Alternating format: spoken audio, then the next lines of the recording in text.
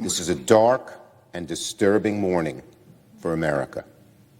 Last night, a report disclosed that a conservative majority of the United States Supreme Court is ready to overturn Roe v. Wade and uproot decades of precedent affirming a woman's right to an abortion. If this report is accurate, the Supreme Court is poised to inflict the greatest restriction of rights in the past 50 years, not just on women, but on all Americans. Under this decision, our children will have less rights than their parents. The Republican-appointed justices' reported votes to overturn Roe v. Wade will go down as an abomination, one of the worst, most damaging decisions in modern history.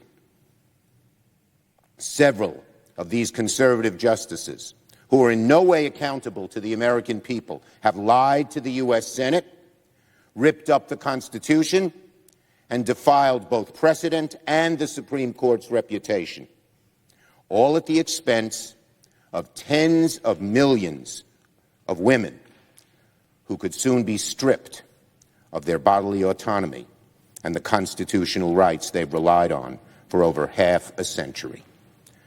The party of Lincoln and Eisenhower has now completely devolved into the party of Trump.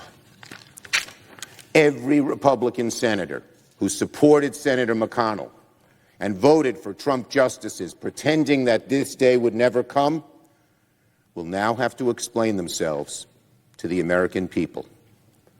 I'll have more to say later this morning, but I want to make three things clear. First, now that the court is poised to strike down Roe, it is my intention for the Senate to hold a vote on legislation to codify the right to an abortion in law. Second, a vote on this legislation is not an abstract exercise. This is as urgent and real as it gets. We will vote to protect a woman's right to choose, and every American is going to see which side every senator stands. Every American is going to see on which side every senator stands.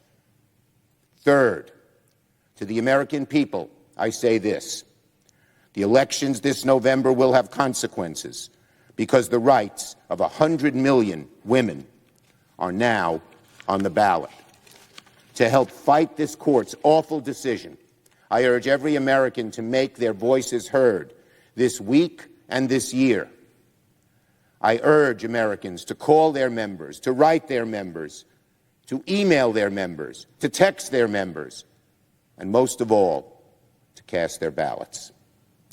Make no mistake, the blame for this decision falls squarely on Republican senators and the Senate Republicans as a whole, who spent years pushing extremist judges, spent years confirming 3 far-right justices to the Supreme Court, but who claimed somehow this day would never come.